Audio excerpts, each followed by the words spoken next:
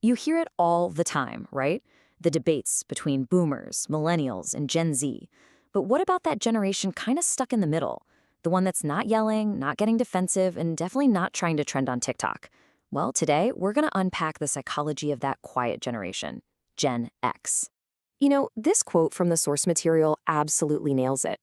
Generation X, the folks born roughly between the mid 1960s and early 1980s, they often feel like the quiet adults in the room. They're the ones who built so much of our modern world without feeling the need to live stream the entire process. So, who are these people, really? It's so easy to misunderstand them, but their entire psychology is this fascinating product of the totally unique era they grew up in.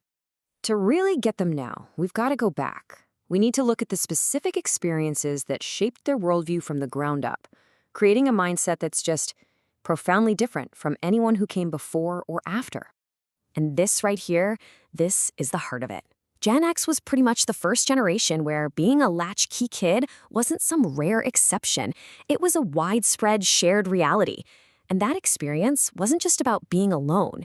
It fundamentally wired their brains for radical independence. Psychologists actually have a term for the world they grew up in, a high-consequence environment. So what does that mean? Well, it means if you messed up, the results were immediate and super clear. There were no long, drawn-out talks or processing sessions. You just learned fast, because, well, you had to. Let's make this feel real for a second. Just picture being, say, 8 years old, and this is your daily routine.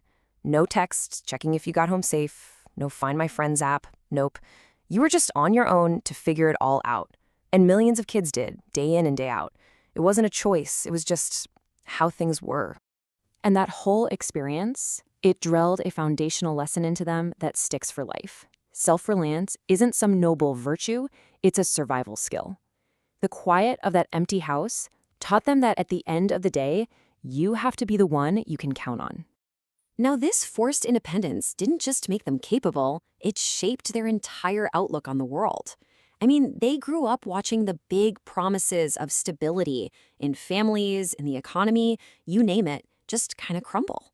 But this didn't make them pessimistic. It made them deeply, deeply pragmatic. I mean, just look at this timeline. It shows a world that was constantly shifting under their feet, from divorce rates skyrocketing in the 70s to massive corporate layoffs in the 80s. They saw the supposed rules for a stable life change without any warning. They learned not to put their faith in the system because they watched it fail the people who did. And this is exactly why people get them wrong so often. What looks like cynicism, it's really just being prepared for things to go sideways. What seems antisocial, it's a deep-seated need for privacy, born in an age before your every thought was public. And that detachment, that's just a form of self-protection. You know that famous Gen X sense of humor? This quote explains it perfectly. That irony, that biting sarcasm. It's not just a style, it's armor. It's a defense mechanism they developed to cope with a constant, low-grade anxiety that the adults around them rarely ever talked about. It was their way of keeping an unstable world at arm's length. Okay, so all of this builds to this central fascinating paradox in the Gen X psyche, one that really defines so much of their behavior.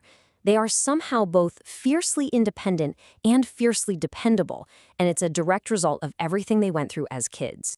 This is like rule number 1. After years and years of having to figure things out on their own, asking for help can feel like a total failure, like you're losing control. They were basically trained from childhood to manage their problems quietly and just solve it themselves. And yet, here's the other side of that coin. While they will never ask you for help, they are incredibly dependable. If you need them, they will just be there, no questions asked, no big announcement. That loyalty wasn't built with institutions. It was forged with their peers, the other kids they had to rely on when the adults just weren't around. So it all adds up to this kind of unwritten code they live by. You can see it right here. They respect competence, not your fancy title. They trust their own skills, not the system.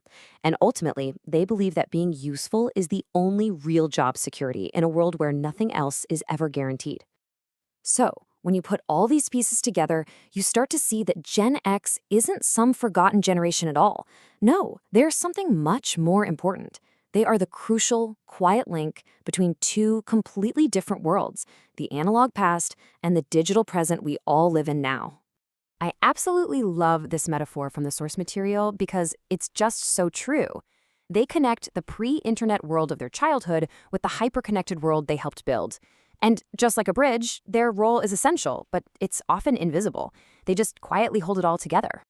And this brings us right up to today. I mean, just look at the staggering difference on this slide. Their own childhood of unsupervised freedom is just worlds away from the constant supervision their own kids experience. They grew up when your mistakes were private and they faded away. Their kids live in a world where one mistake can go viral forever. So we're going to end on this thought.